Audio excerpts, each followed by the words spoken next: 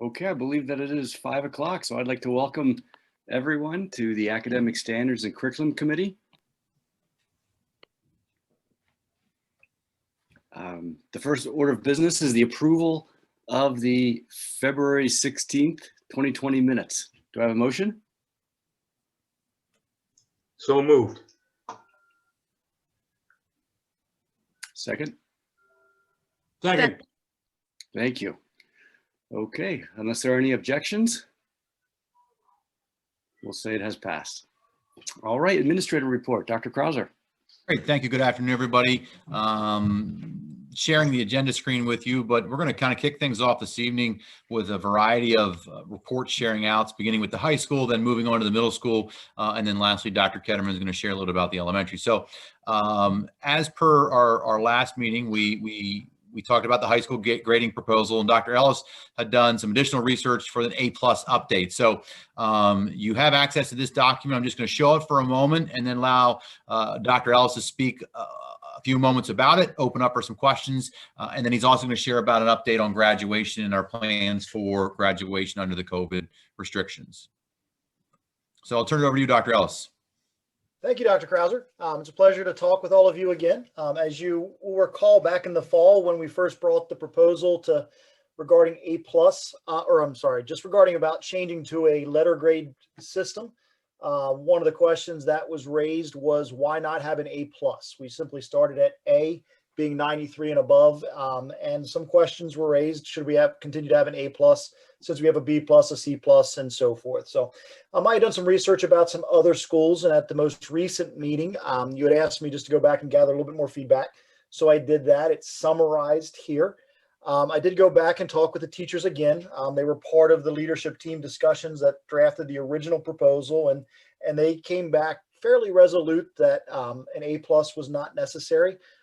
Some of their rationale for it is they feared it promoted more sort of point grubbing from the students, for lack of a better piece, that kids were more worried about getting every individual point than necessarily learning the content of the material. A very good point was made is about just the relative validity and reliability of assigning an A+. What does that really mean when we're already saying that A is an exceptional performance? How do we be more exceptional than exceptional? And so that was basically, the teachers were pretty resolute in terms of saying they were not, did not feel it was necessary. I did survey the students. I did not survey the entire student body because I didn't think that would be necessarily appropriate, that it would be a little bit biased in that so many students that don't conceive of ever getting an A+ would be included in that survey. So I thought a little bit tighter group would be to survey those students that had a 3.6 GPA or higher. 3.6 corresponds to a 90% in our current era. And it was interesting to see the results. The first question I asked them was, does the chance to earn a 4.0 over a 3.9 or a 3.8, in other words, to sort of get an A+ in our current system, does that motivate them? And pretty overwhelmingly, they said it did. It made them work harder. But then they immediately countered that when the next question I asked was about the idea of whether or not, let me see the exact language there that I had. When I simply asked them about the prospect of eliminating the A+, and their feedback, 57% strongly liked that idea of eliminating the A+, whereas just 23% said they would dislike it. So while they admitted it motivated them, they also acknowledged that it probably wasn't necessary and they prefer it would not be there. And then I asked them the simple question, which would you prefer, having an A+ or not having an A+? And much like all of us, when we had our discussions throughout the couple committee meetings, they were pretty much 50-50 on it. 52% preferred not to have it, and 48% preferred to have it, which was very similar, I believe, to all of our discussions. And while some of us were on one side or the other, none of us were really definitively on one side or the other with it. So given those pieces, my recommendation right now is that we would not add the A+ to the system. However, honestly, I do not strongly feel that way. I don't know that it makes a large difference in our system ultimately, but I wanted to share that recommendation with all of you and answer questions you may have. Well, thank you, Dr. Ellis. Are there any questions or comments from the board members? Well, I'll jump in. I think I was one of the ones who said, hey, what happened to the A+? But I think you make some, or for me, the most compelling argument comes from the faculty that they don't really see a need, and perhaps it could be in the long run detrimental. So I'm content to honor the administrative recommendation and not have the A+ as far as I'm concerned. Thank you. Thank you, Losanne. Any other comments? All right, well, I'd like to thank. Yeah, I have a comment, sorry. While I understand the motivating factors here, and I understand, and I get the survey part, but, you know, there still are those kids that's their sport. That's what they want to do. That's what they want to be, the best. And right now, the way the system's currently constructed, it's tough to tell who is the best out of the A's. I don't believe that removing the A+ gives them that chance to prove that out. The kids at the top tier of the spectrum, there are enough of them there. And I've heard feedback from the parents that they want to have the opportunity to earn that A+ and show that they, you know, prove to themselves that they are the top tier. And I don't know. It doesn't make sense to me why we would remove this. Thank you. Other, Yeah, Steve, I have a question. I mean, when Sure. it comes down to distinguishing students in their academic achievement, is there any other step that the district could take to acknowledge the superlative effort without the A+? I mean, you know, some kind of medal, decoration, service ribbon, what have you. Yes, I will share a couple things that we're already doing, possibly that may fit into that. We do recognize our most highest achieving graduates at the end of the tenure. It used to be the top 10 students in the class. Since we moved away from class rank, we look at the students that have a 4.0 or higher. Traditionally, that's about 8 to 10 students that graduated with a 4.0 GPA. I also keep tallies. It's up in the lobby or in the main hallway of all the students that have earned distinguished honor roll every year in their, or every time that they have been at the high school, or every marking period that they have. By the senior year, that list typically dwindles to about 4 or 5 students that have been on the distinguished honor roll every single marking period of their career. So it's a very small number of students, but they are recognized in that capacity. So I believe that, along with the medals that we award to the kids at graduation with a 4.0 or higher, certainly would recognize the type of student that traditionally is striving to get that 97 or 98% in every single class that they have. And the reason I asked the question is, you know, taking Mr. Sanders' commentary into consideration, I just have the sense that within the student body, those students that are striving to achieve the maximum effort, that's pretty well known within the student body, who's at the top and who's not. And among those top achieving students, I have a feeling that within their ranks, they know who's out in front. They already know that. I mean, to me, A+ is just looking for another badge to prove it. do you speak from long experience, Rich? As a chronic underachiever, no. But I did have 1 or 2 friends who were the exact opposite of me. I have no idea why we were friends, but there you have it. All right, well, thank you. Let's see, who's the other committee member? Joel, do you have any thoughts to share? Well, I think I mentioned before, I'm really rather indifferent as far as trying to step on the recommendations of the staff. But I like symmetry, and I think we are losing some symmetry here. Maybe that sounds nuts, but every other grade has the plus minus thing. So we throw it out at the place where I think it might actually make some difference. Brian, unless I'm mistaken, it would actually impact the GPA, correct? Well, it certainly would. We need to give it a value, most likely to your point of symmetry, it would be a 4.33 as opposed to a 4.0, and then that would be multiplied by the factor of 1.2 or 1.1 for honors or AP courses typically. So yes, there certainly would be a small boost to the GPA. Given how infrequently those grades happen, it would not significantly skew our structure. But for those few students on those rare occasions that they get it, it would benefit them. And then I think to Mr. Sanders' point, that really does speak to the kids that find academics to be more important than other aspects of their experience at York Suburban. So I'm okay ditching it, but I'd much prefer to keep it. It's not a hill I'll die on. Steve, I have a question, something that just came to me. Was Dr. Ellis, was the stress of a overachieving student a factor at all? Did anybody bring that up? Because I think that for me is a factor.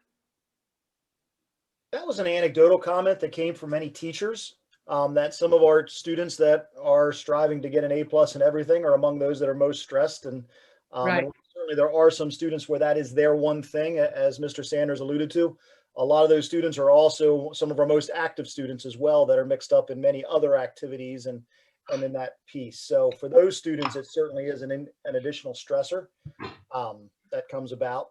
But I don't know that it is the overwhelming cause of that stress. There's other things that are underlying each of those individual student circumstances. Sure. Thank you. If I could just clarify, I understand the term stressor, but the other term that was used was motivator. And that was the question you asked, and you said it overwhelmingly motivated them to do better, right? Is that, did I hear you correctly? That was the students' responses, yes. So stress could be interpreted two ways, in a negative sense and a positive sense. When you have stress, it means you're concerned and it's important to you, right? So all I'm saying is, if the intent here is to remove stressors, is that necessarily a good thing? And that's just an open question. Well, Life doesn't get any easier as you move forward. And if that's the motivator to get somebody to get that 4.33, I'm just afraid we're in a trend where we're going the other way and removing things. And I'm not saying that's your intent, but it just seems that we're constantly pulling back on things to measure students and to push them forward. And this is just another thing that's being removed. And I don't know where the line is to say that's enough. Like, you've got to learn how to get to that next level, whether that's you're working full-time, going to college, going to a trade, whatever your next steps are. Like, life doesn't get infinitely easier. So I guess I want to throw it out there that I'm just concerned that we keep removing things from them. I don't know where that line sits. So anyway. Well, thanks. I guess I have a thought to share, and then the question is how to proceed.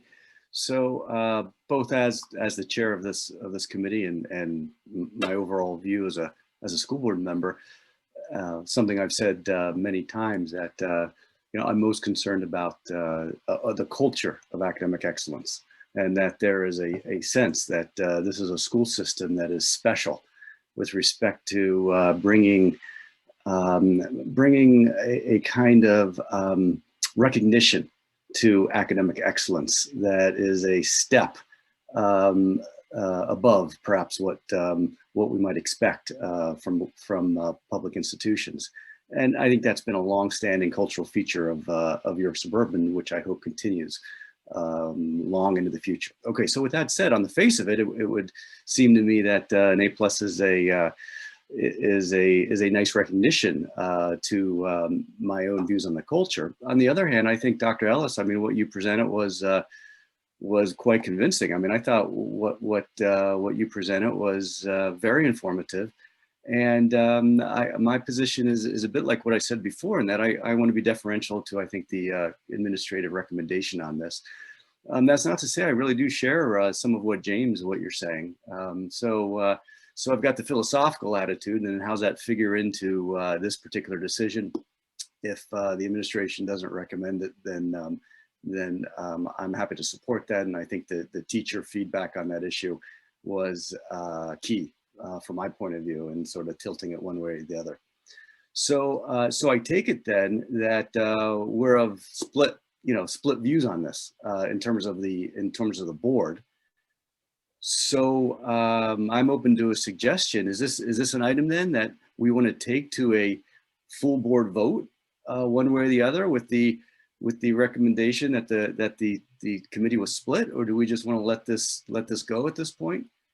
I'm not sure what's appropriate. So why don't we ask Dr. Williams for some guidance on? Yeah, this would have been to go with the A+ would have been recommending a change to what we're doing. So at this point, we would not be bringing anything before the board. It would remain status quo. Right. Gotcha. Okay. So board members, I mean, if I read it correctly, I take it that 2 of us would want it to go forward and 2 of us wouldn't. Is that right? Or, you know, I'm counting Lois Ann and myself for letting it go, and James and Joel, although I take Joel, that I'm not sure exactly what you would want, but Well, Rich is on the committee too, I oh, believe. I'm sorry, Rich. That's okay, Steve. As an underachiever, I'm used to it. Okay, Rich. Oh, I see. So then I take it that Rich, that then makes a difference of 3-2. If I understand correctly, where you stand, Rich. I think you nailed it right on the head. Okay. All right. I think that settles it.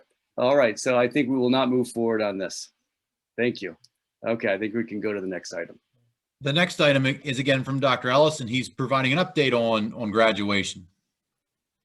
Hey, right now, the primary update on graduation is we all need to keep our fingers crossed and do everything we can to try to get this latest little spike to go away, so that we can stay forward with many of our plans. I am confident that we'll be able to do some in-person activities with the students and their families and other guests that they would like to have present. One of the challenges, and while the restriction has been raised to allow 50% capacity in an outdoor space, the one caveat that is out there is you still need to distance people by 6 feet. So even bringing a number of families, and those of you, I mean, all of you have been at our graduation ceremony, you recognize how quickly that stadium fills up. Now cut out all those spaces and make it look like a baseball game that you're watching on TV, and very quickly the number of people that can attend gets much smaller. So I did sit with the senior leadership and ask them where their priorities were, and they had 2 priorities. One is they wanted to do something together as a class, because the class has not been together at all this year, really since March of last year. But they also recognize the important role that the families have played in their education, and they want to be able to celebrate with them. So I basically talked with them and said, there's no way to do both of those at the same time unless we're just live streaming for everyone. And we came up with the idea to do sort of a dual approach. So our current plans right now are on Saturday and Sunday evening. And I believe I shared some of this with you, so some of this is reiterating it. On Saturday and Sunday evening, we'll run 4 total smaller ceremonies, basically about 50 to 60 students per, which should allow us to have about 6 tickets per student to be able to enjoy the ceremony. It would be a very streamlined ceremony. The kids would get to process into the stadium as they typically would, and they'll also get a chance to walk across the stage and be recognized. We won't hand them the diplomas or shake hands just because of COVID concerns, but to be able to pick up something and to recognize it and to be able to proceed around the stage and to be recognized with their family in attendance. And we'll also live stream that, just so for those beyond 6 people, or for those that have family members that aren't willing to travel or don't want to travel in it, will be able to enjoy hearing their granddaughter or otherwise name walk across the stage. So that'll be Saturday and Sunday evening. Pretty much, typically a graduation ceremony is about 1 hour and 20 minutes. These will probably be about 30 minutes in length, because they'll largely focus just on the kids walking across the stage. Then on Monday, on our traditional graduation night, is the night that we're going to bring the entire class together and give them the opportunity. And we're going to invite the faculty that evening, since they're not going to have an opportunity to attend the smaller ceremonies over the weekend. So the goal with that will be to be more almost like a senior celebration, a senior party. Some parent groups are looking to do some things to like bring in some food trucks and some other pieces, maybe have a DJ for a little bit of time to let all the kids get together, socialize a little bit before the ceremony. We'll get to do the class picture for the first time, do some of those senior events, some of those senior things that they have not had a chance to do throughout the time, and then give them the chance to walk through the faculty tunnel. I hope that the majority of our faculty members show up, and even though it'll be a socially distanced tunnel, they'll have a chance just to walk through and hear the cheers from the faculty like they always do walking into the stadium. That's one of the neatest experiences that the kids always talk about. They'll get a chance to process together as a class, and then we'll set them up on the field, spread them out more than a typical ceremony, allow the faculty to go into the stands to watch what's happening. And that ceremony will largely consist of the kids' speeches, because that's always an important part of it, a little bit of music, probably my remarks at that time as well. And then most of all, the chance for the kids at the very end of it to throw their hats up in the air and to celebrate and to get some of the pictures with their friends taken as they want to. And we'll also live stream that event, since the families won't get a chance to be in person for that particular piece. But those are our plans as of now. The students are still very hopeful that everything will go away and we can have a normal ceremony, but we're going to continue to go down these paths, preparing as best we can, with an eye towards we'll adjust as necessary as the time comes. So we have in store. Great. Thank you, Dr. Ellis. Any additional questions? Okay. The next item on our agenda this evening is to kind of transition to the middle school. Dr. Sneddon's been working diligently on his transition plan and upgrading some changes to the schedule and some team development. So I'm going to kind of release it over to him and let him share from here.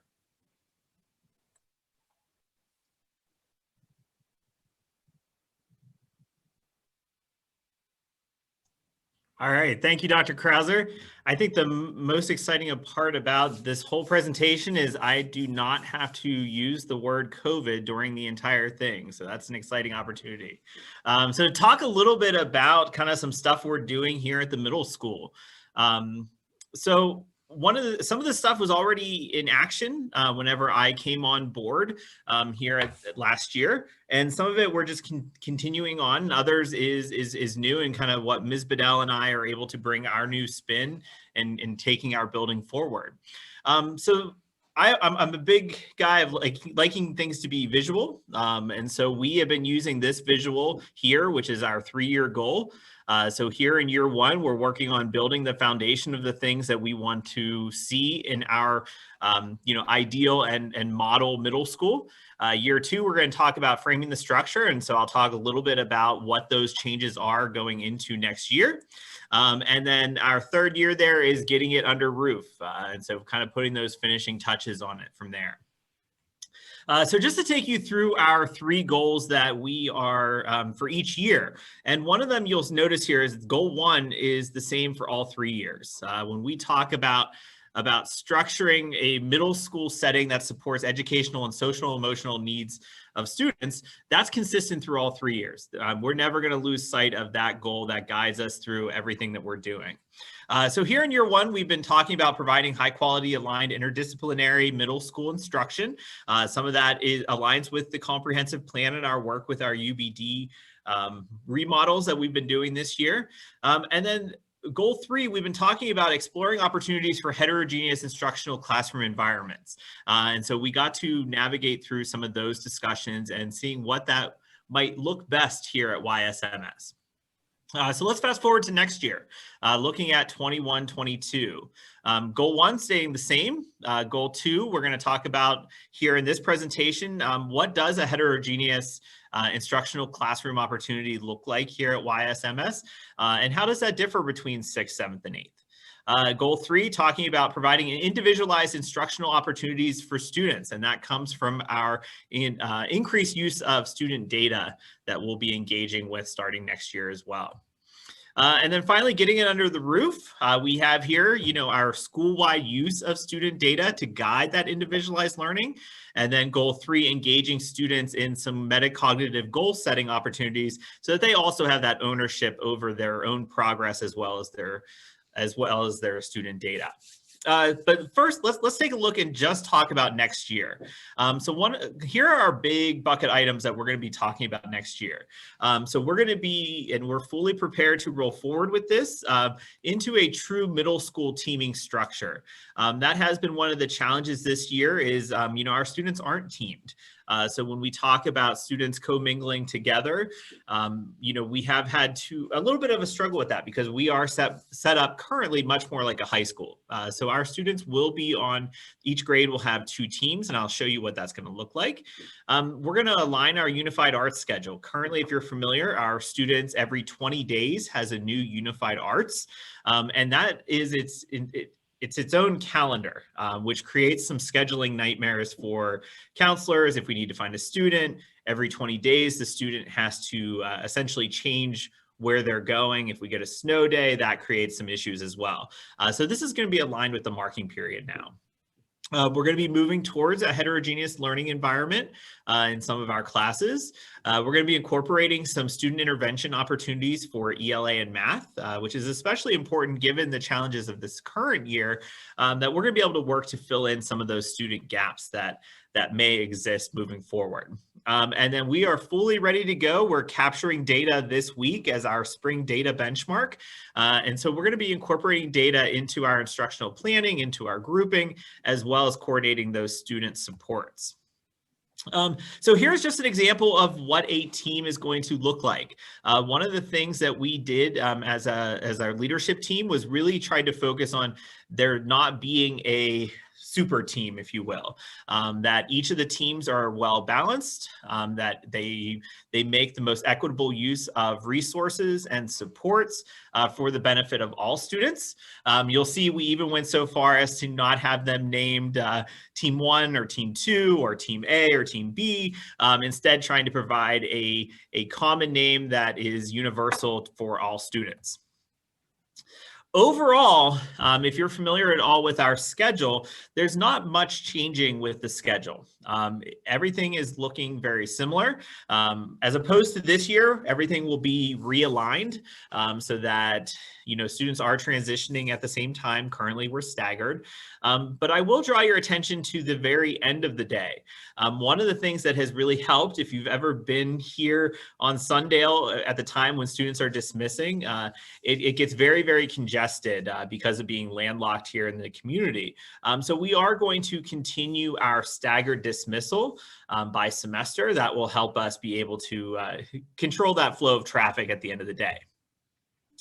I talked a little bit about aligning the unified arts. Currently, as I mentioned, and I'm sure Dr. Rodenberg's on and she may be able to elaborate a little bit further, every 20 days they're rotating. And so it was very challenging for the students as well as the teachers.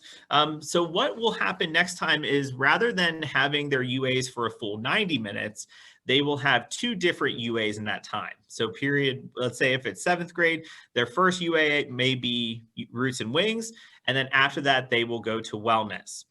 For most of these classes, they actually gain instructional time. So we actually gain about an additional 4 days for each of our classes.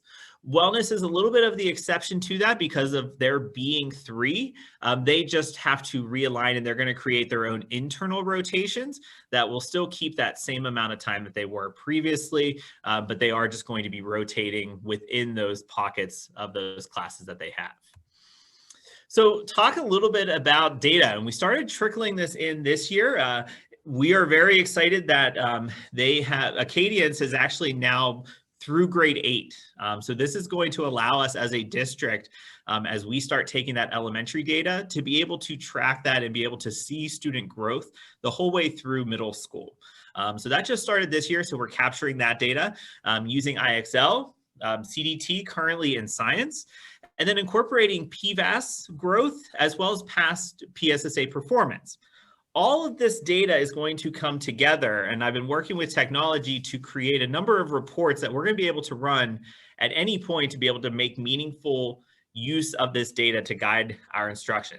And so among those teams, those smaller teams that are no longer those large groups, we're going to be able to talk about, using it specifically for scheduling students into the correct classes for next year, talking about their supports, but at the classroom level and at the team level, talking about groupings of students within those classes, and as well as interdisciplinary planning. So as a student who maybe is struggling with a math concept that is carrying over into science, because they are team now, those teachers are going to be able to share that responsibility as well as share the supports for that student. So one of the things when we talk about heterogeneous grouping that initially comes to mind is, having your highest student and your lowest student in the same room.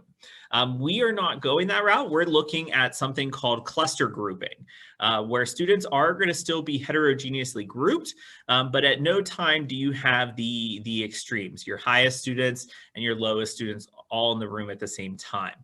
This does help with the differentiation of students a little bit better within the classroom, and it also does move towards heterogeneous grouping. The benefits of heterogeneous grouping is your higher level students actually gain educationally because they are working through and being able to explain things to their peers, not just showing their learning, but also being able to teach it and explain it to others. And our lower level students who maybe struggle a little bit within certain concepts or certain subject areas, they're actually able to gain by working with some of those higher achieving peers within those classroom settings. So in 6th and 7th grade, we will have 2 clusters. Very similar to what we used to have with 2 different levels. Prior to this year, there were 3 different levels. And one of the things that we want to move towards the heterogeneous grouping is oftentimes when students got placed into these levels, and if it wasn't based on their data, essentially it was they got set on a track and then they weren't able to get off that track because of where they were scheduled. So this is going to allow us to specifically hone and shape their instruction to exactly where they are at any given time, given their data. So students relatively, they may be flowing in between being a 5, a 4, a 3, and so on. Now, in 8th grade, we run into a little bit of a transition time. As we are getting them ready to transition to the high school, we're doing something called loose heterogeneous grouping, that there are still going to be 3 different levels of students that will be grouped into those classes. And so it's very similar to what we're doing currently this year. However, it does have the data behind it to be much more purposeful in that regard. And my hope is that we do then transition in working with the high school towards the cluster grouping like we are in 6th and 7th and 8th and flowing that in. However, just jumping into that, we were not prepared to do that for 8th grade at this point. So let me talk a little bit about the student supports. So in realigning our schedule, what we're going to be able to do is to put in place a weekly mentor block. That's actually where we're going to be doing some of our data meetings as well as our data capturing. As I mentioned, ELA and math interventions will be put in place where currently there are not interventions. We're going to have very explicit interventions for those students. ELL support, we're able to build that into that unified arts schedule. So our ELL students are going to also get that explicit language acquisition, not just help in their current classes, but also the acquisition of the English language. The interdisciplinary team meetings, planning and team meetings, where currently they are a large group of 16, we're now building those smaller teams. So we're going to be able to really focus those, one on those managerial tasks, and then their other meeting during the week is going to be focused solely on student data. And so that will have a very specific agenda tied to it to use that student data that we are capturing. And then finally, this is what I'm probably most excited for. And I had some great conversations just today as we're collecting the IXL data in math and looking at already something that we are able to change and be able to provide more focus on curricularly because of the data that we were able to capture here with the IXL diagnostic. So I bring you back to this 3-year plan and this image that we have. We built the foundation this year. We talked about all of the important things and we got ready to go. We got ready to build these walls. And so next year with our teaming structure, as well as with our incorporation of the data and the scheduling of students, we're really going to be building those walls. And then year 3, that's when we put the roof on it and we're able to make all of our decisions and incorporate the students and engage them in that use of data as well. And so with that, I will open it up to any questions anybody has.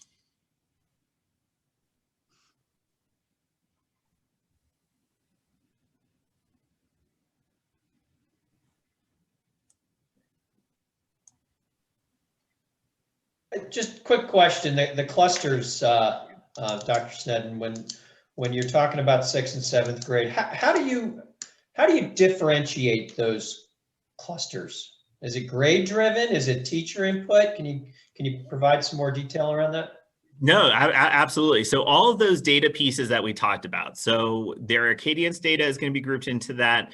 Their IXL diagnostic is going to be grouped into that. Their PVAS, which is their growth data over the past years, typically looking at their historical data.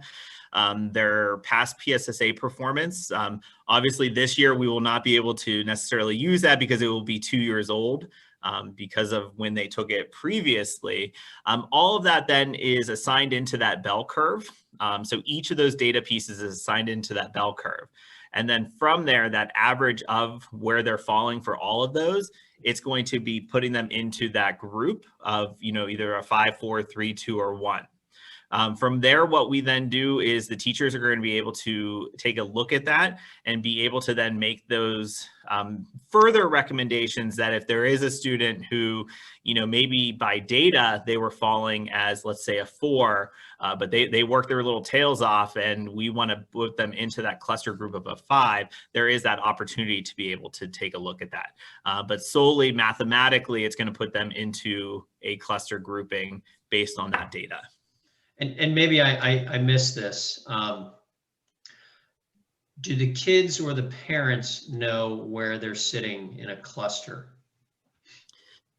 They would not, but that it would be something as we move forward into next year would be very honest and forthright because, the data is there and now's the process of making use of that data. So as far as scheduling into next year, one of the problems that we ran into is the data necessarily reliable? And so that's why we're capturing the Acadience and the IXL data currently. And the teachers were saying, when they're taking these assessments, this is what we're using to schedule you for next year. All right, so just so I understand you, the kids and the parents will not know what cluster they sit in if this gets implemented? We will use it to schedule them, but we would not necessarily be sending something home. I mean, we certainly could. The data is there, and right. So we absolutely could. Okay. I may add to that cluster description that's being utilized by Dr. Snedden isn't necessarily then a term-based. It is a constant reanalysis of that examining cluster, and it's more of a scheduling tool, and it's broadcast across multiple subjects throughout the course. So students aren't, and to use Dr. Snedden's words at the beginning, aren't necessarily then tracked on one dimension the whole way through. No, I get the even flow of it, but in essence, we're ranking the kids, right? It's another way to think through it. I wouldn't use ranking. I would use kind of mathematically where they're falling. I mean, because one student may have, really strong standing with a certain piece of data and not another with another piece of data, which is going to potentially change where they would fall. And don't, I am for the way you're moving in this. I get it, but if I'm Joe Public parent and I'm watching this meeting, I'm going to say to myself, I wonder where my kid's going to fall on that.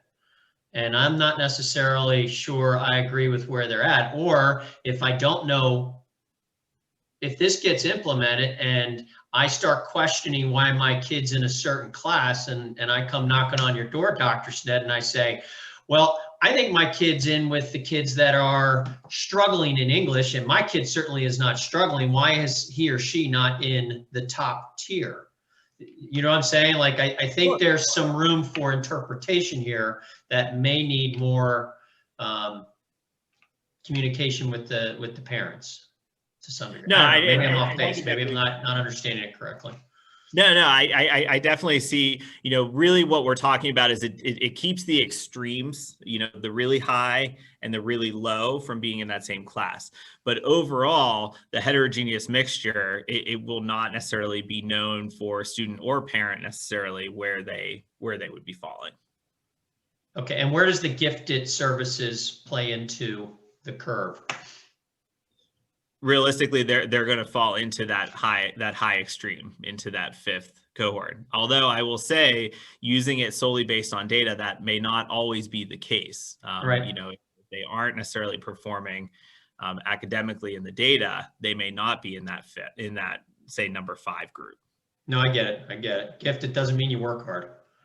Yeah. The goal is to target the instruction. We're trying to organize students in a way that we can target the instruction most effectively.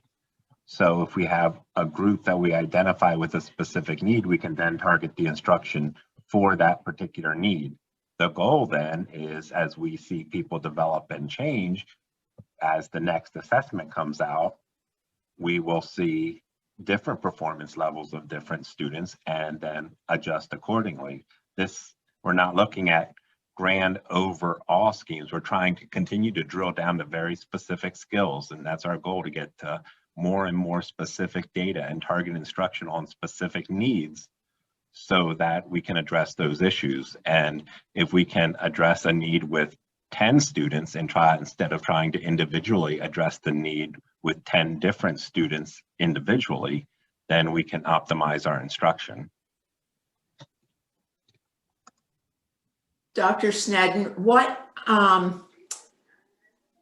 the tests or the scores or whatever it is that you're going to base these selections on and placements on, is that something that's going to have to wait till you get results from current PSSA tests to do over the summer, or are you using older data, or how are you going to do that? You know, because all of a sudden the first day of school will arrive, or the week before, or whatever, whenever schedules go out.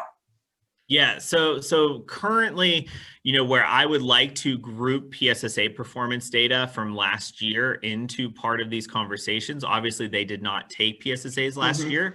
So that piece of data will be omitted from this year. What we are going to be using is their current performance this year on the Acadience data, as well as their IXL diagnostic that they, and especially in ELA, they've taken 3 times. For math, they originally started the year looking at CDT. We were questioning whether or not we wanted to move forward with that tool the whole way through into next year. So we are capturing IXL data. And then our PVAS data, which is incredibly powerful, looking at their historical performance over the past years and where we would anticipate they fall. And we're pulling that into play. The groupings are relatively fluid. As I mentioned, you know, our idea is to let's get them into that bell curve and see where they fall, but then ultimately engage in the conversation with the teacher. Both of these levels, whereas previously they were leveled, and so you may have one class that is doing, you know, more or moving at a faster pace, both classes they're going to be heterogeneously mixed. So as you know, Vince had mentioned, it's really targeting the specific needs of where they are. So we're able to hone in on what are the needs a little bit clearer in that regard. So this year's data is not going to be as robust as hopefully where we are next school year at this time with the data. Refresh my memory, when the students start talking about the next year, 6th graders to 7th to 8th graders, the parents come in, they don't, at the high school, they go in and you talk about your schedule. They don't do that here. They just get a schedule in whenever the 1st of August. Am I correct? Do you have parent conferences about where you place children and why, or? So, I mean, yeah, yes and no. So we are going to be coming down to, in May, have some time at East York and Indian Rock to be able to talk to the students. Really the only, I guess, placement decision that is made for the 5th to 6th transition are those students that are already showing a strong grasp of the mathematical concepts, where they may need to be in a little bit higher of a math section to set them up to be able to do pre-algebra and algebra at the middle school level. Those are the only students, and those conversations do occur. But those are the only placement conversations that we do have. I'm assuming that once you have those with the students, something is relayed to the parents or a conversation with the parents. You know, I'm not sure how accurately a 5th grader takes information home to their parents on something. Right. this. I mean, they get it. They really do. They know if they're in the top group or the not real smart group or whatever, very quickly, which may or may not occur.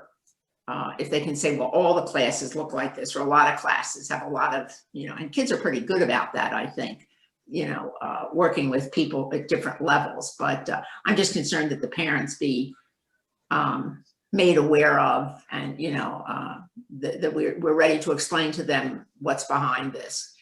Yeah, no, absolutely. And really from the parent side, there's really not any change with that 5th to 6th grade transition. Most of those conversations, fortunately, the elementary, with Dr. Gully and Dr. Furman, I mean, they are rich in that data already from the Acadience data. So working with the math specialists, that a lot of that's already in action. But there's not really very much change there at all. Where I want to get us to over the course of next school year is, that student ownership of the data, that they understand what their data means and they can celebrate that growth as they experience that growth on those benchmarks. They can celebrate it. Thank you. Yeah. Dr. Snedden, this is Joel. I might have missed this, but is the grouping subject specific or is it across multiple subjects? No, so I should say it depends. So primarily it is subject specific to ELA and math, because obviously, we have the benchmark data within those subject areas. For science, one thing that we're doing for scheduling 7th and 8th grade, we do have the CDT, and in particular, the subject specific CDT. So we are pulling in that subject specific to be able to place them in science. For all grades, though, we are going to be looking at using the ELA data to shape our groupings into social studies, and then our math and ELA grouping them into science. Okay, so it is subject specific, and the other is just a detail. What is IXL? Sure, IXL is essentially it's an online tool that establishes the benchmark of a student. And then from there, it actually provides them recommendations of what areas that they need further assistance. It helps the teachers build smaller groups based on students that have similar needs. And then it also can assign additional practice for students beyond the school day. Thank you. Yeah. I have a number of questions. Okay. One is, do I understand correctly that this is a fairly significant change to the educational model that York Suburban has been following for many years? So that in the past, there would be something like the fastest pace group, there'd be the middle pace group, and then there'd be the group that's going at the slower pace. Whereas that's how it's been for a long time, and this is fundamentally changing that. Is that a correct understanding or not?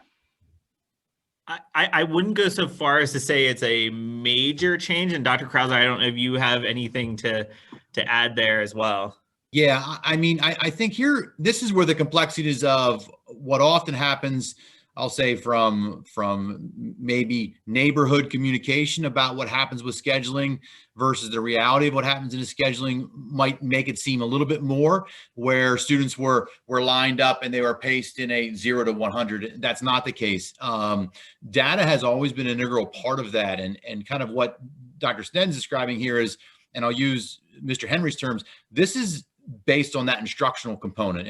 And really that's the power that we have here. And the power from the collaboration and the teachers using the data. In essence, what they're doing is they're finding exactly where the student is at any given particular time.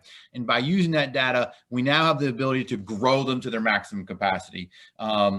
Historically, you would hear the term heterogeneously grouped, and often people would think, well, you take every single student and you dump them into a classroom. And historically, what would happen is then that's extremely complex to teach. Teachers would often kind of teach to the middle, and those two extremes become kind of left out. This process by cluster grouping gives the teachers an instructional tool that doesn't happen. They know exactly where every student is at their ready ability. And I'll use kind of Mr. Sears' comment about IXL. That tool tells the teacher exactly what level the student's on, what instruction they need. So we really meet them in what we call that zone of proximal development. We meet them exactly where they are developmentally so that we can expand their growth to the maximum capacity. Historically, there was some leveling in particular to mathematics, as Dr. Sten already mentioned, that's just geared on a little bit more of a pacing sequence.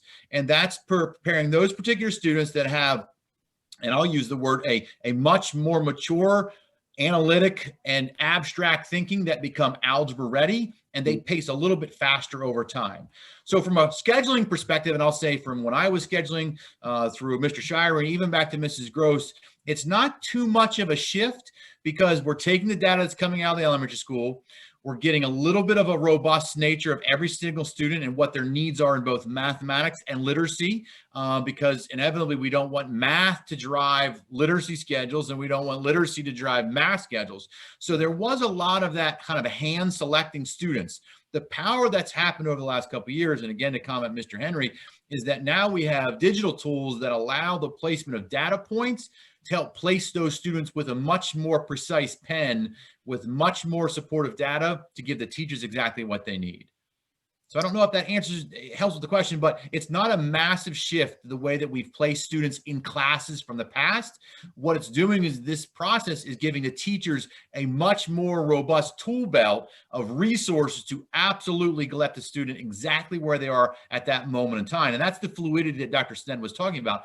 As those clusters evolve, and we see that at the elementary level, we can make changes to schedules and or subjects at any given time. More importantly, it's happening inside that classroom at that exact moment. Did I hit that, Dr. Snen? Kind of echo a little bit on there? No, absolutely. I'm not sure if it answered the question or not. So let me be concrete and let me try to dig down on this a little bit. Okay, let's take 7th grade and 8th grade math classes. So in the past, is it true that there would be an accelerated group?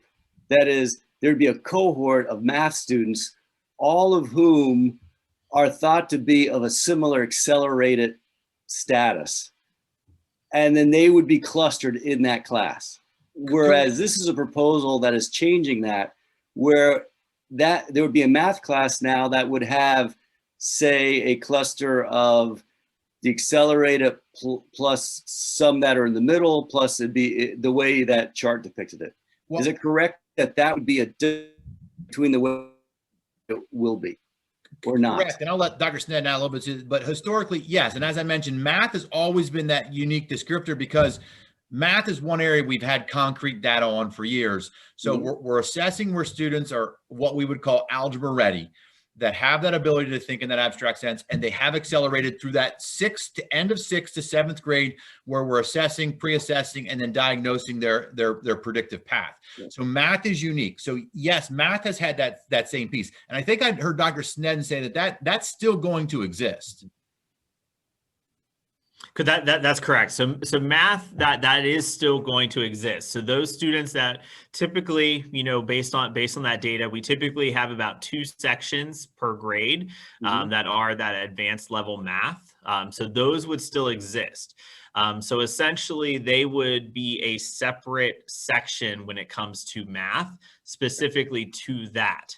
What we're talking about with the cluster grouping are those students that in the general ed, 6th grade math, here's where we are, and then looking at those students. Okay, so if I understand, math is an abnormality with that. All right, so the cluster grouping doesn't apply to 8th grade math that you've been talking about. It would not apply to the highest level. The highest level those students that are taking algebra in 8th grade. Right, but it would apply to every other subject.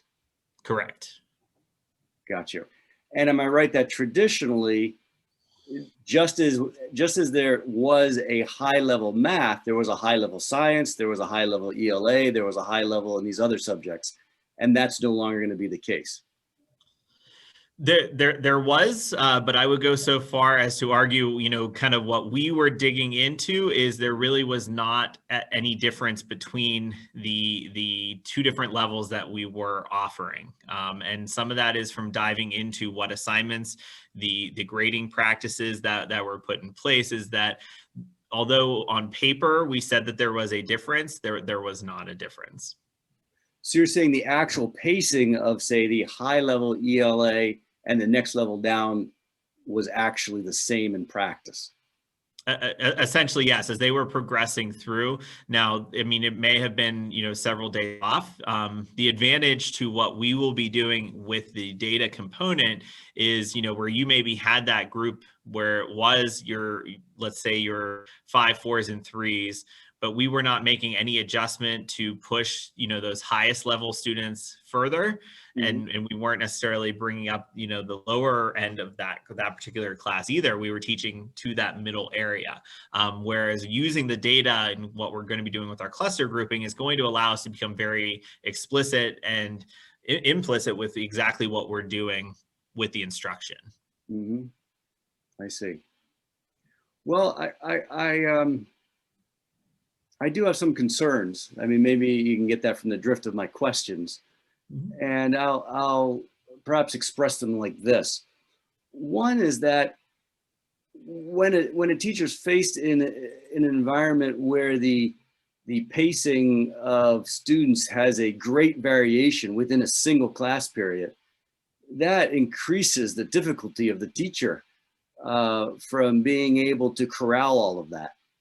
And I take that is one of the reasons why historically there's been a clustering out, is because it's thought that the teacher could more effectively manage a group and have them move along at the most efficient pace possible. But I also, hear the arguments for why that has all sorts of problems as well, and why you might try this. But I guess in terms of the history, the progression of York Suburban and where it is right now, I'm concerned at the very moment where the demands on teachers, I think, are going to be made greater by this change. The pressures on the teachers to be able to speak to a wider variation with any given class is happening at the same time that we're not going to be able to do hiring, and maybe the class size is going to increase, and pressures are going to be increasing all around, I think. So at the moment when this model, it would seem, would most effectively be implemented when teachers had extra supports, is going to be implemented at the time when teachers are not going to have extra supports because of the of the challenges having to do with the budget, basically. So this is a general concern, and I just want to air that out. I mean, I know, Dr. Sneddon, there's nothing, there's no effective response I don't think you can give to that, other than if you think it's not true. I'd like to hear that if somehow I'm mistaken in this understanding of the situation. It'd be very nice to hear a rebuttal, but that's my interpretation of the situation, that this will actually make it harder for teachers to be effective, where they'll need more resources rather than less for this model to work. That's what it says to me. Sure. Well, and so this is actually one that I will, kind of give a rebuttal to, is actually, they are going to have more tools available to them in this scenario, because we are becoming so explicit with where students are and being able to monitor them on a regular basis. They're going to be in the smaller teams to engage those conversations. And really the fluidity that we talk about is truly meeting the student where they are. Whereas the previous model, when we talk about that, it was taking the class as a whole, and we were only looking at the whole of the class and moving them, in a direction. But it wasn't getting to that specific level of that zone of proximal development that Dr. Krauser was talking about, of specifically, what does this group of students need and what does this group of students need? So along with this shift and using that data, we're going to be working at the building level of talking about, instructional grouping and flexible grouping, and what does planning look like to meet those needs with that information that exists. So, and if I may add, this at the very heart is that transition that we see from equality to equity. Equality was, we grouped a group of students with a lot of assumption of likability and gave them everything exactly the same. At an equity lens, it's every individual student needing exactly what they need at that exact moment, and our ability to provide them access to it. And to Dr. Sneddon's point, agreed. And I believe that the challenge is absolutely real. But as Dr. Sneddon mentioned, having what we've often said, and I've said it at the middle school, we're moving away from a larger kind of butcher knife to a scalpel design in education, where we get the right tool to make very precise cuts and in high level precision to really maximize that student's growth. And it's really exciting, especially at the middle level, because you can see a student balloon and blossom in a short period of time when you get them right at that moment when they're in that zone and they're at their level and they can exceed the expectations instead of moving everybody at our predetermined paces. Yeah. Another resource comment I would add is that the one resource that you are giving teachers in that heterogeneous grouping is additional students at various levels in that classroom. And by doing that, you have a lot of teaching assistants where you can have a student that's at a higher level that can benefit and grow significantly by working with other students and grasping a level of that knowledge to such a high degree that they can communicate that to others. And for those students at the lower level, they get a peer that may have that higher level of knowledge.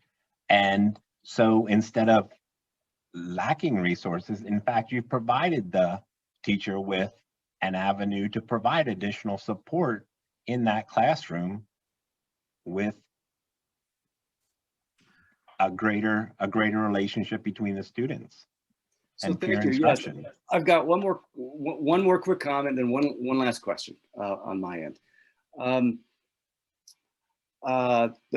me ask the question is, how exactly are you going to measure success or not success? That is that, you know, what is it test scores? Is it what's going to be, if you could say a little bit more about what counts as success. And then the comment is certainly I applaud every effort that the district makes to help each student reach her or his full potential. And I think that is absolutely wonderful. Now, do I understand correctly that within a single class, within a single period, a teacher will be overseeing 25 students who are all going at different paces? Is that? Okay, so, you know, so then again, I'm a little, it's not all entirely clear to me then, right? So you're in a single classroom and you've got now you're going to have students where there's a much greater variation in the pacing in the class, in contrast to prior models. Now, that strikes me as a much more difficult situation for a teacher. And I thought I was just hearing you say, oh, wait, they're going to be going at the paces that are suited for where they are, even if they're in the same class. So I'd like you to clarify a little bit more than the situation. Sure. I mean, so first and foremost, I mean, the curriculum is still the curriculum. So nothing is changing regarding the coverage of the curriculum. What we're talking about is the movement of the whole, where currently we were saying, okay, the whole class, here's what we're doing, and we're diving much more into, you know, the specific students. So it's not as if the teacher is having a separate lesson for each of the students, but rather that teacher knows exactly where those students are. You know, and I'm sure my elementary colleagues that are on here, I mean, this has existed at the elementary level, you know, through everything that they are doing. So this is really just taking that idea of, you know, meeting those students, you know, and Dr. Scalette, give you another example. You know, if you and I are both experiencing a stomach ache and we go to the doctor doesn't automatically just give us both the same treatment. That doctor is going to order the tests and get the information for each of us to determine what is going on. And then from there, give us that specific plan. And so maybe we're the same and we can get the same treatment, or maybe we're different and we each have to get a separate treatment. And that can be done within that classroom setting by that flexible grouping of students. And our elementary colleagues, I mean, I'm sure that they could comment, you know, it's actually a much easier process than what I think it sounds. Yeah, if I could jump in here. Thank you, Dr. Snedden. I just wanted to share, we've been using this process for a number of years at East York Elementary, And some of the benefits that we found is instead of a traditional, and I think Dr. Krauser alluded to this, instead of having 24 kids all pulling in different directions, by clustering them, we can purposefully put 3 different groupings of kids in each of these classrooms.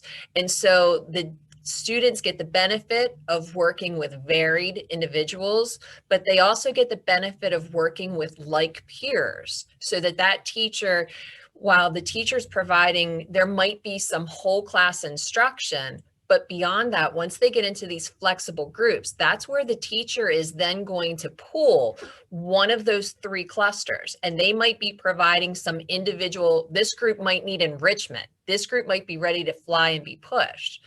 Some of these other groups might be working on something, the second group could be doing something independently, and the third group could be working collaboratively with a peer, working on a different project.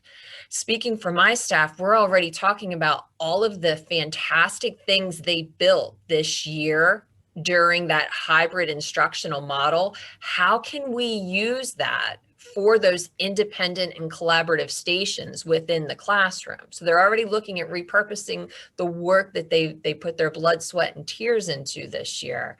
And then along those same lines, one thing that I wanted to mention from the earlier discussion, something that we have found through the past couple of years, by pulling out the above average students, those, no, I don't want to say above average, by pulling out the gifted and the very high achieving, that leaves that 4th cluster of kids who are above average. That is a fairly large chunk of kids. And so what happens when those kids become the stars in each of the remaining classrooms, when you divvy them out, and what happens is these kids are rising and shining because they're not in anybody's shadows. They see themselves as being bright. They see themselves as being able to help other kids. And so what we're finding is that is the group of kids who is just taking off and flying with this model. Not to mention, we can then still target those kids who are in clusters 1 and 2 who need very specific intervention. Maybe it's phonics, maybe it is some work with comprehension, maybe it is work with computation, that we can then very focus in on what they need with the specialist. So at East York, where I might have 5 different classrooms in a single grade level, when I design the schedule, my specialist might only be pushing in or pulling out of 2 classrooms because I have those kids clustered, because I don't have enough staff to have them push into all 5 classes in each of the grade levels. So that's when the gentlemen were saying we can more purposefully use the resources we have. That's what they were talking about. It actually, we're working smarter and not harder. So, I mean, that's from my experience, how we've made it work here at East York. If I may jump in as well, and both Dr. Sneddon and Dr. Furman, I think, said it so well, but we do have the same clusters here at Indian Rock. And I think the easiest way to think of it is think in thirds. Like every heterogeneous classroom has a third of students that may be your lower, or your middle, or your higher level achievers. And just to share that we have for gifted, it's the same thing if we had students who were learning support. Instead of those resources going across to 5 classrooms, they're likely only going to hit maybe 2, maybe 3 of the classrooms. And that's how we utilized making sure every student gets the support that they need. So very similar practices of what we do, but it's very meticulous with every student and looking at data to say individually, where is the best fit for them? And again, just clustering those students. So it's something we've adopted, and we really think it's the best way to have success for all of our students. And Dr. Scaletta, if I could comment on I want to make sure I address your comment about pacing. And absolutely, pacing is one component, and I'll speak certainly from a secondary lens. Pacing is an important component when we think about the curriculum, but one that's equally important, and in many cases more so, is the depth. And sometimes in a secondary schedule, we pace them out by, moving them into a class that goes faster. But what we found is the true knowledge base of learning occurs greater when we have a chance to go at a deeper level. And that's kind of what Dr. Furman was referencing when she says, now we've got a group that we're getting into that high level of achievement, and we're really getting into that high level Blooms, high level DOK, where students are really getting to that top tier of true depth of understanding, and the depth of that curriculum becomes greater. Thank you. Where does foreign language fit into all of this, Dr. Snett? Foreign language really sits outside of this. Okay. So in the 8th grade, if you remember, 6th and 7th grade, they have a double block ELA. In 8th grade, they do not have the double block of ELA, and part of that is because they do have that foreign language. So students still have that opportunity to pick their foreign language. We do still communicate home, given the rigor of a foreign language, recommendations for, whether or not a student would find success or feel success within that foreign language. So that really sits outside of this. Okay, thank you. Hi, this is Joel. This is a very interesting concept, Dr. Snett. And I guess my question is, we're hearing something about experiences with clustering in the elementary schools. What about clustering in other schools similar to ours, where the research shows, and maybe to answer Dr. Skelet's question, how successful this transition was in those school systems? They must have had a benchmark to start with, and they must be able to measure the impact, because they've had this thing in place, this model in place maybe for years. So does the research give us that kind of confidence? Or are we, in a sense, doing as Dr. Gully said, well, we just feel it's the best way to go? Sure. So I can speak twofold to that. Truly, I mean, the research is highly supportive of heterogeneous environments being the best learning environments for students. That being said, the cluster grouping, the original goal of cluster grouping and the original research that exists for cluster grouping is actually the benefit to those higher achieving students. So that's actually where that comes from, is the cluster grouping. Given, as I think several have pointed out, suburban's unique range of students, of those high academic achieving and motivated students, marrying the two of the heterogeneous environment and accomplishing that through the cluster grouping is really the direction that we're moving to try to support both groups of students in that way. But if you understand that, and I think it makes all the sense in the world. I'm curious to know what the actual impact is. If you looked at the literature, would you see things like educational gains that you think can be applied in our environment? Is that even a relevant question? Well, no, I think it's 100% relevant. And, I don't know if you're challenging me to do another doctoral study, but no, I'm really serious, because many times in every aspect of life, not just in education, we put initiatives in place with the idea, the hope that things are going to work out. And maybe because of changes in staff, our collective memory of a lot of these investments tends to fade, and then we move on to the next one, rather than hold ourselves, feet to the fire and say, this is what we expected, and here's the progress we're making at every step along the way. This really is working. And I'm absolutely convinced there must be something in the literature and in the experience base of the thousands and thousands of public education systems that may have already implemented this clustering to help inform our decision. That it's not just a feeling that it's the right thing to do, or that it's going to end up in, say, a more, what can I say, that the classes have a better personality or something. At some point, I guess I'm interested in performance as well, that we're looking for performance gains across the board, not to one specific group, but across the board. If you don't mind, I'd like to comment on that as well. When the middle school, at some point in the history of the middle school building, shifted from middle school philosophy to junior high philosophy, there was no data to support that transition. Why it was done, I have no idea. I wasn't here. Middle school philosophy and the middle school approach with teaming and whatnot's been a largely researched area of the literature, and it is deemed to be the way to go for middle school students, particularly when you team teachers together. And this is a critical component that Dr. Snett mentioned. But when we talk about benefits and resources for teachers to use, their biggest resources are each other. And when you have teachers from various disciplines that have the same common group of students, you magnify their abilities to reach those students, because those teachers can collaborate with each other to help Johnny with whatever Johnny's issue might be. And it may not be academic at that moment in time.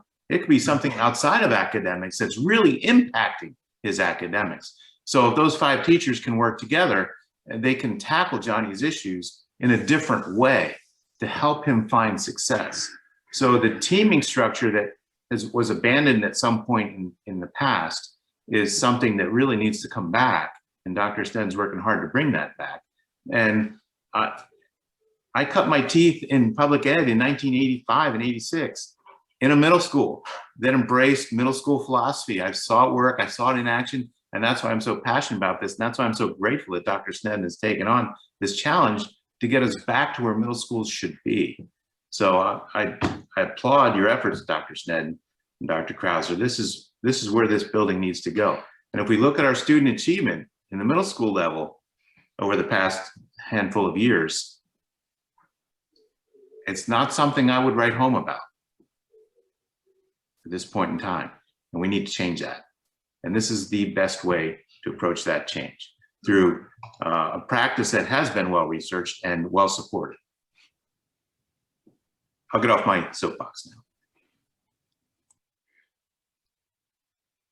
Thank you, Dr. Williams. Other questions or observations?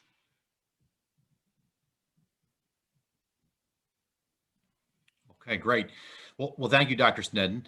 We're going to kind of adjust based on time. I want to make sure we're adjusting the agenda slightly, and we'll continue with the middle school. As you know, 2 years ago, we implemented a pilot program at the middle school under Dr. Rodenberg's leadership, and no pun intended, Roots and Wings continues to grow and flourish. And she continues to do amazing leadership with that program. And I'll also throw a shout out to her as both Mrs. Campbell, Dr. Rodenberg, Ms. King, myself, Dr. Sten, and a few others started to step out and look at that social emotional learning through the student care initiative that's occurring district-wide. She's been integral to that as well. But as discussed priorly, we've been giving these updates on her progress. With that, I'll turn it over to Dr. Rodenberg. Thank you, Dr. Krauser. I'm going to try and share my screen with all of you.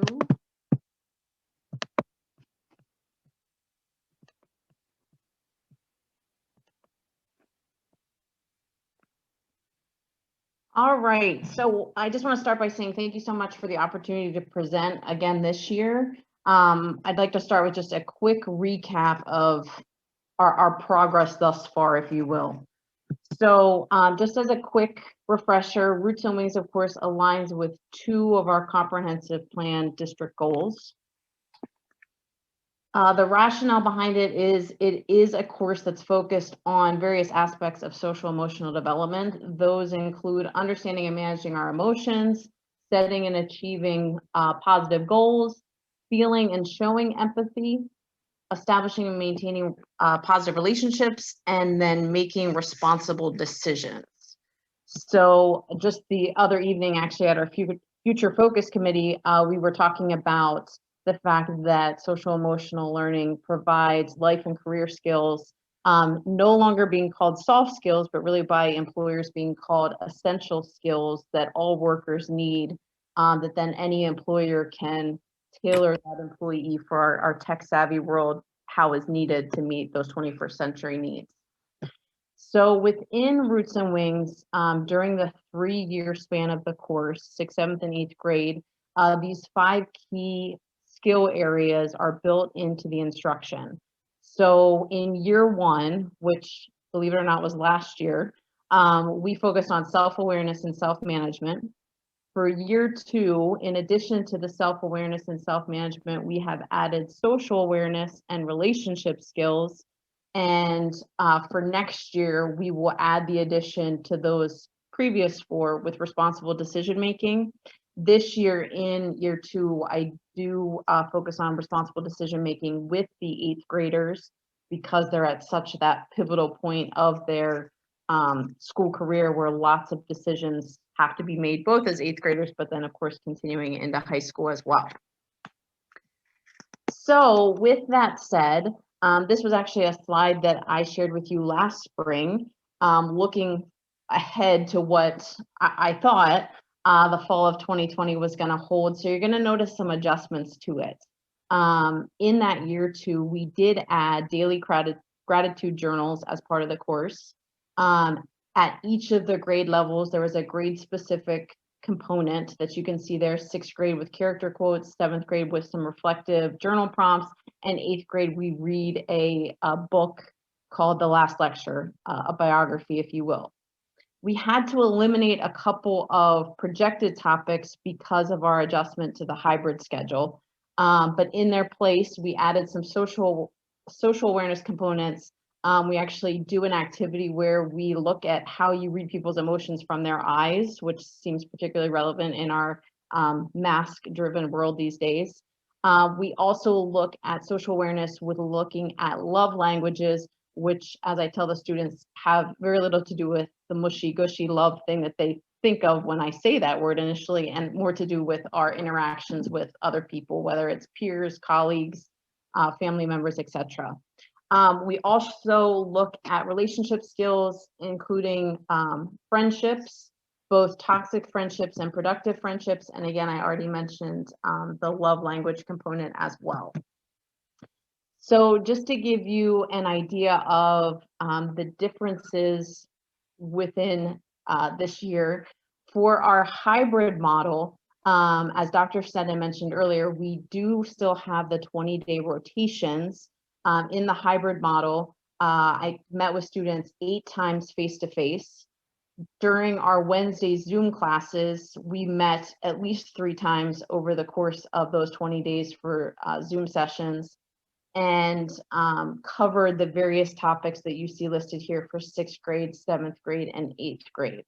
That took us through 7 of our 9 total rotations for the year.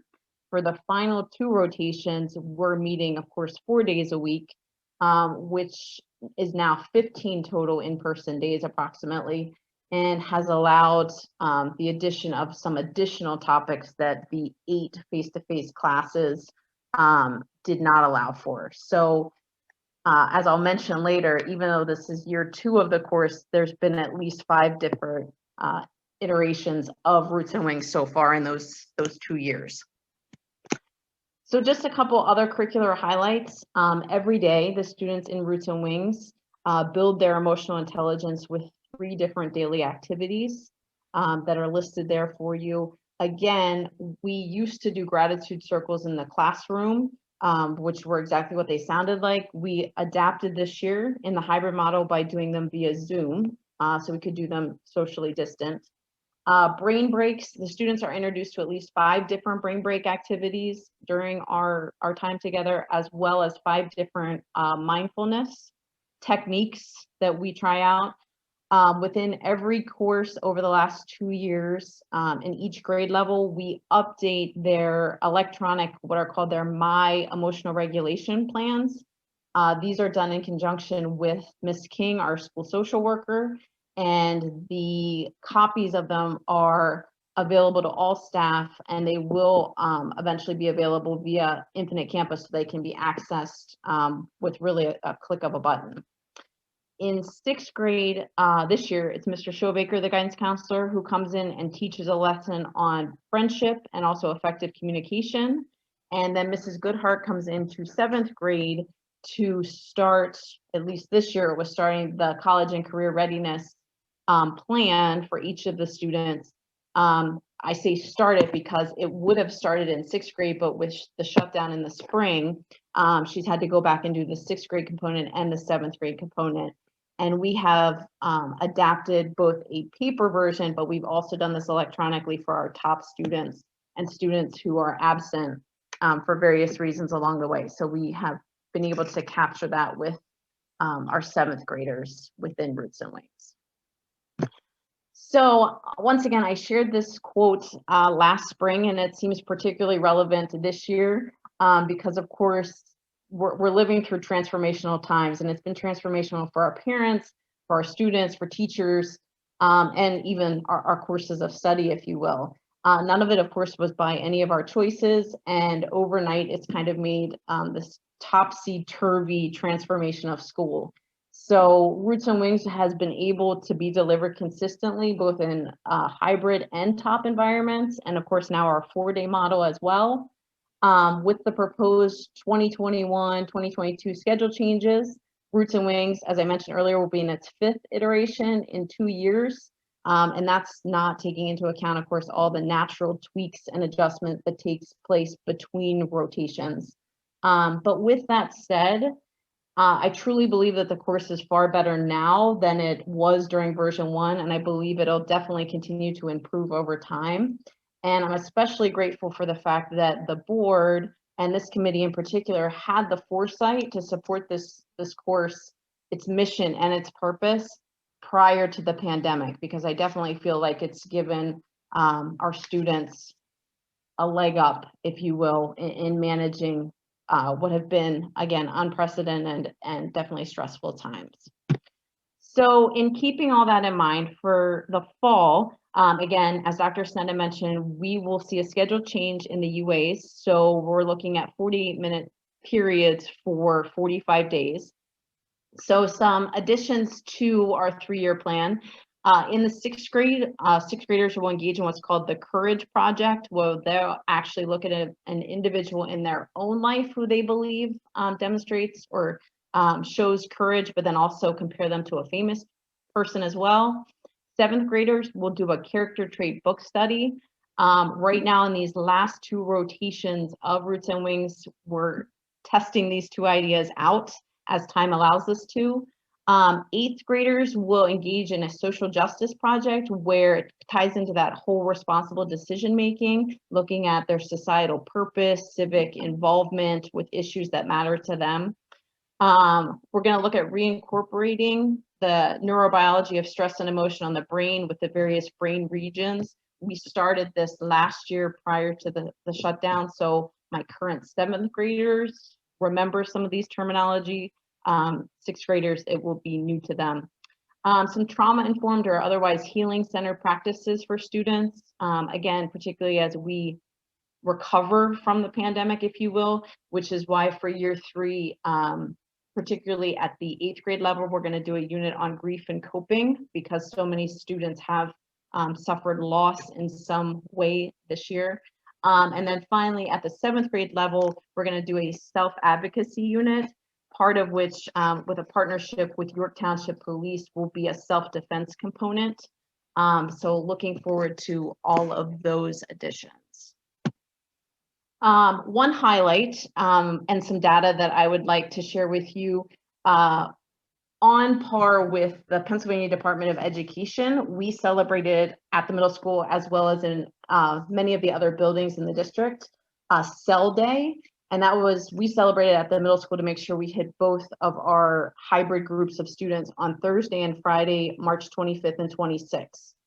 So as part of this day, we had Superhero Spirit Day. So both the students and the teachers wore their superhero apparel.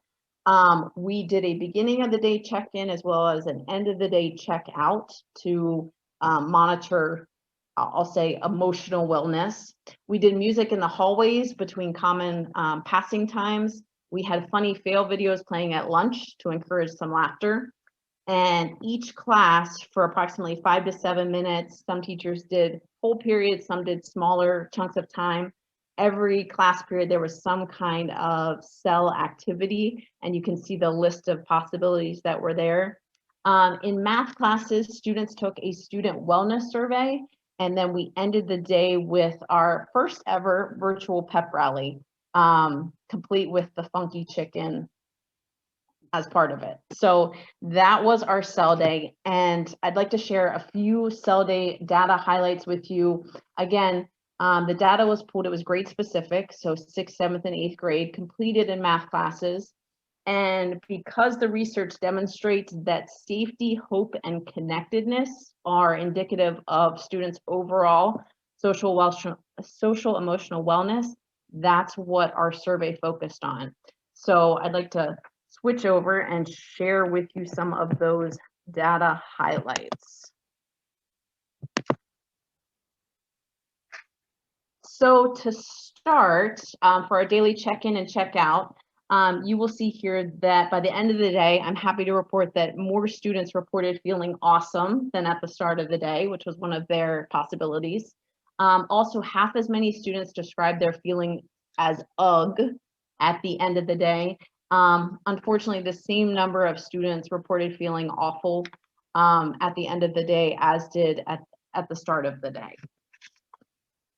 Also, when asked specifically about what activities they liked the best, you can see there were kind of three that stood out. So by far the most popular was the cell activities in each class. That was followed by the music in the hallways, and then finally the funny fail videos at lunch.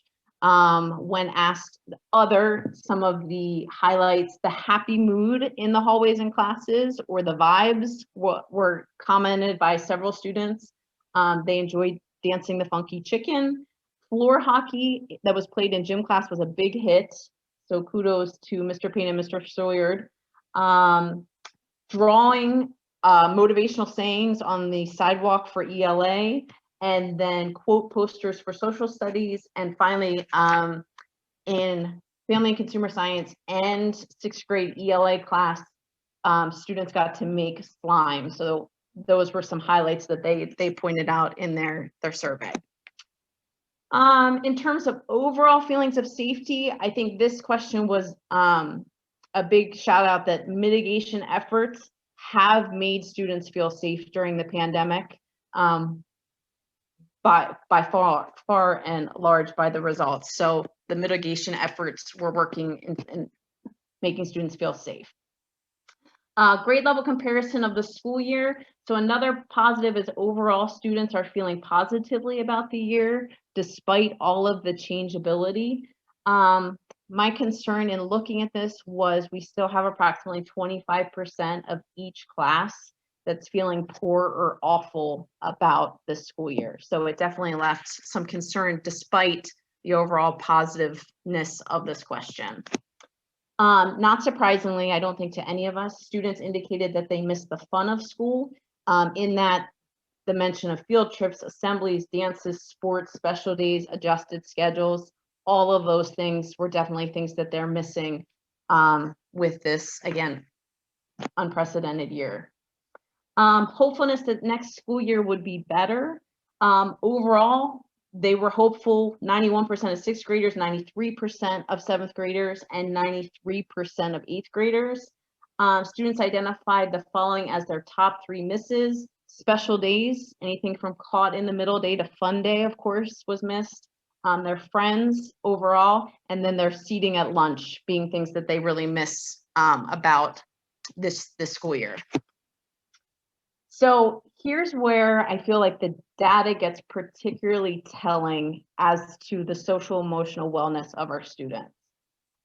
So comparison of the connection and belonging to the school community between this year and last year, 27% of 6th graders, 40% of 7th graders, and 42% of 8th graders all said that they feel a much worse or worse connection to their school community this year than they did last year. That is coupled with their current level of stress. Students reported that their greatest stress is related to schoolwork, the hybrid schedule, and home or family issues. Big concern here is the percentage of students per grade feeling high or overwhelming levels of stress. We have approximately 17% of 6th graders, 30% of 7th graders, and 25% of 8th graders. So again, a significant chunk of the population feeling very high or overwhelming levels of stress. Next, current level of academic performance compared to last year. So students who feel like they're doing worse or much worse than last year compared to those who feel like they're doing better or much better. Those who feel like they're doing worse, we're looking at 37% of 6th graders and 54% of both 7th and 8th graders. So we have significant numbers of students over the last 3 slides who lack that connection to school or feel less connected to school than they did in the past, who are highly stressed, and who are self-reporting that they're really struggling academically. So those 3 areas, of course, being quite concerning. When asked about their current flexibility and adaptability compared to last year, we have approximately a third of all of our middle school students who are really struggling, feeling like they're not able to be as flexible or adaptable as is needed. So again, deeply concerning when you add to that the stress, the disconnectedness, and the academic failures.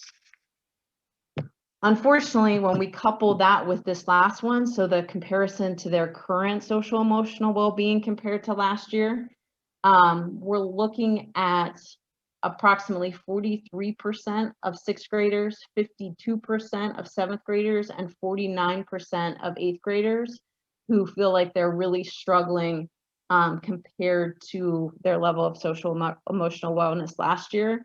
And that means basically they selected worse or much worse when you look at the questions here. On a positive note, they were able to identify support systems, and friendships being their #1 source of support for the most part, home and family being the second source of support, social media, interestingly, being the third source of support, and then teachers and staff being the fourth. And again, there's a bit of variation between 6th grade, 7th grade, and 8th grade, but that was who they attributed their support structures to. So again, looking at that student wellness data, it begs several highlights.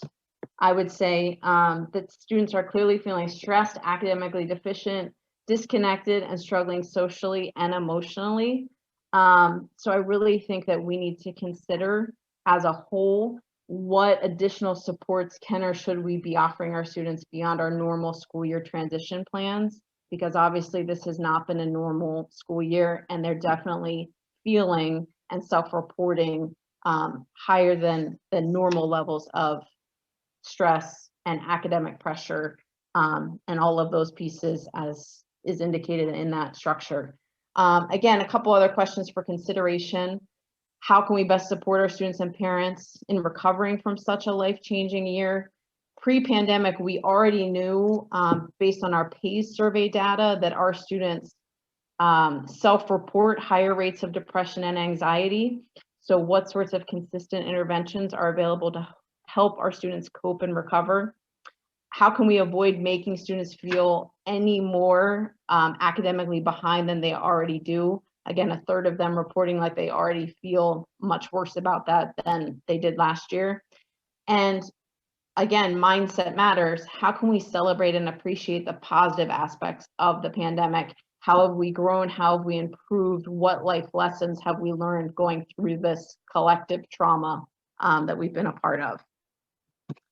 And final slide that I have is just some continuing course extensions and outreach beyond this year and into next year. Again, Hope Squad, I believe you're familiar with that, is a suicide awareness program that will be taking shape at both the middle school and high school. Dr. Snedden's working to get us an emotional support animal at the middle school, and then just some other ideas with things like recovery rooms or calming corners, the middle school energy outlets to get our kids up and active rather than just sitting and passive all the time.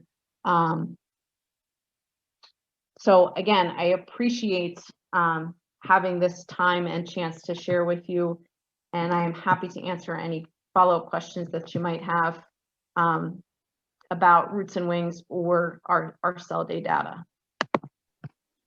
Great, thank you. Well, it strikes me as a treasure trove of information for administrators and staff and teachers.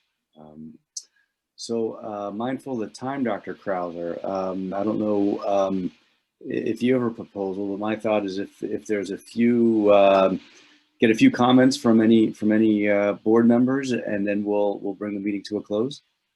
Yeah, absolutely. We can move the next one to September, and I'll just kind of just comment to Dr. Rodenberg's point there, and she's done a great job with that data. And hopefully you saw at the end the combination of how these points are all kind of coming together, and our healing-centered approach that's working district-wide.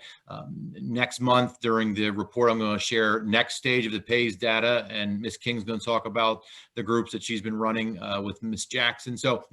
So yeah, this data has been beneficial to the principals during our principals meetings as we begin to plan for next year and some of these pieces in place. And again, kudos to Dr. Rodenberg as she's been working on some of our high-level district committees to embed that data and seek additional data from both the high school students and the elementary students to see how we can make changes that are sustainable and at the heart of some of these long-term concerns that we may be having. Comments from board members? Yeah, Steve, just two things, and thank you for the data. That's a lot there. First one's just a question, and I just caught it. You had a slide that said there was a self-defense class taught by York Township Police. Why did we go to them and not the two that are in our home district? Ms. King actually had a connection with York Township. We did reach out to Spring Garden and Spring-It's-Berry. Yep. We actually use Spring Garden at the high school because they do have a female specific self-defense that they offer. But York Township was willing to do it as part of their community outreach for free and as many times a year as I needed them to. So when be flexible, I got it. Okay. It seemed like a good fit. So the second thing is more of an observation, I guess, question. I don't know whether there's a question laced in here, but in a lot of the questions you asked, there's that middle ground of fine, which I don't know, I know if I don't want to answer a question and I don't want to be honest with you, I'm going to tell you, how you doing today? Fine, right? Especially if I don't want to be straight with you. So I guess when you had, and that was a large percentage of a lot of the kids that were answering these questions. In fact, it was probably the biggest in most of the questions. How are you kind of dissecting the fine answers? Because I venture to guess that it would skew the numbers a bit more. I would say for our purposes in looking at this, the extremes kind of stood out more than the fine. Only because, like in many cases, the awful and the poor or whatever, phraseology was there was kind of the highlight of concern for those three indicative areas of social emotional wellness. So that middle ground or that, and you're exactly right, because, all of us are guilty of going to the fine or I'm okay or I'm good so we can shut down the conversation.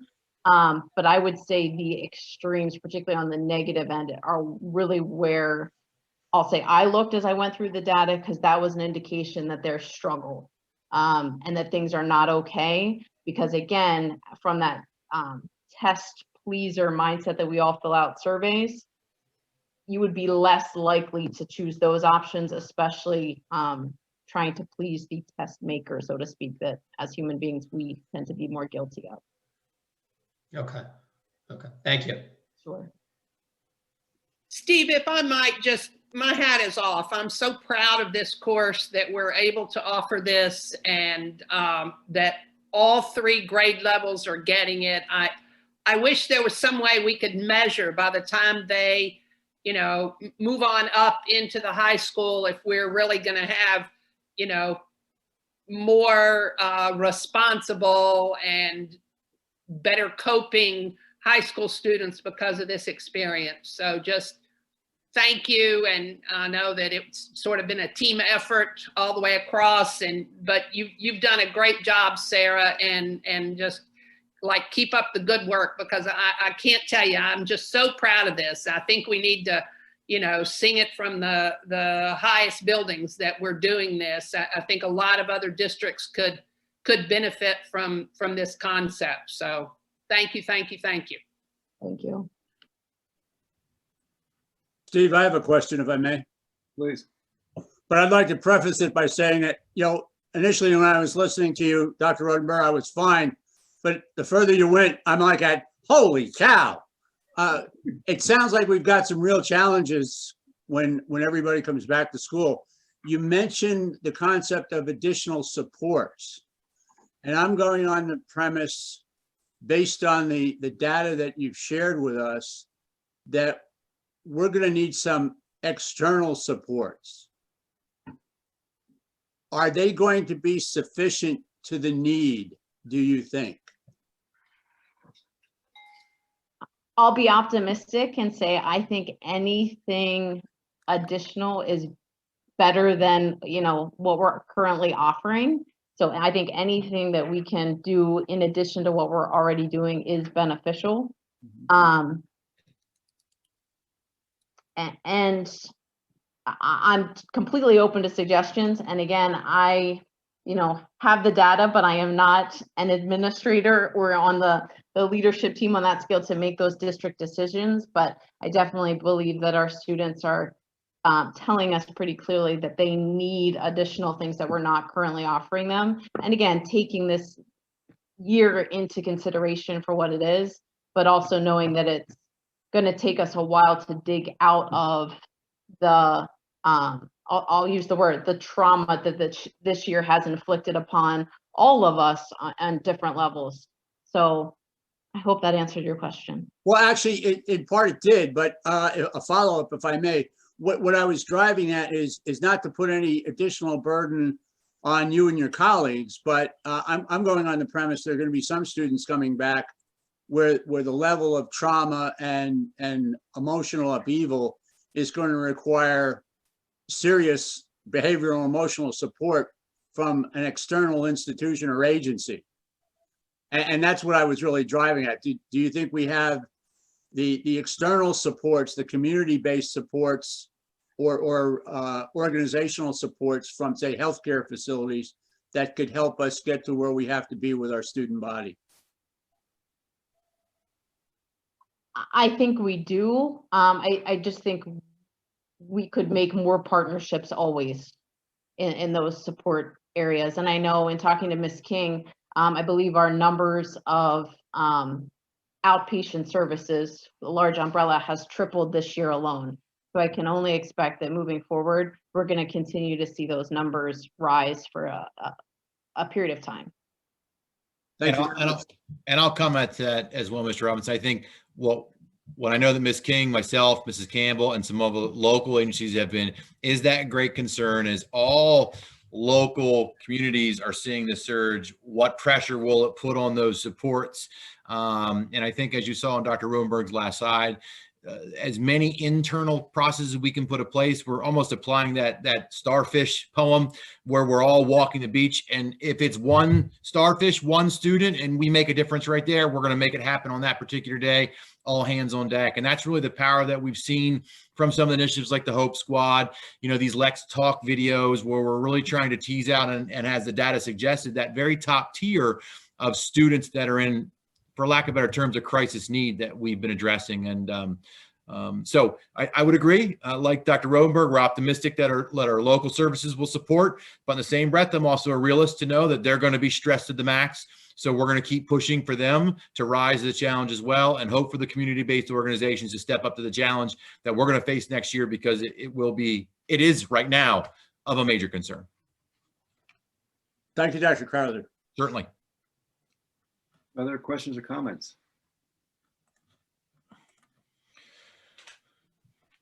So with your permission, Dr. Scaletta, as we said, I'd like to recommend that we move the elementary update to the September meeting, and then I'll turn the rest over to you.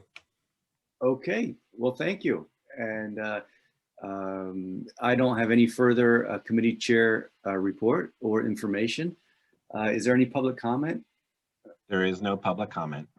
Our next meeting is scheduled for September 20th at 5 p.m. I'd like to thank all of you for participating in tonight's meeting and paying attention to what are of central concern to our district. We're an educational institution, so thinking about academic standards and curriculum is as important as anything we do. Thank you for all the board members who attended as well. With that, we are adjourned.